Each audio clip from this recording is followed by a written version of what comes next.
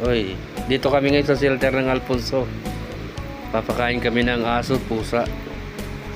Medyo masaya, medyo okay naman sila pakainin. Medyo may oras na makukulit sila. Pag hindi sila kumakain, damba ng damba sa'yo, yakap ng yakap sa'yo lahat. Kaya ito, pakakit tingnan nila.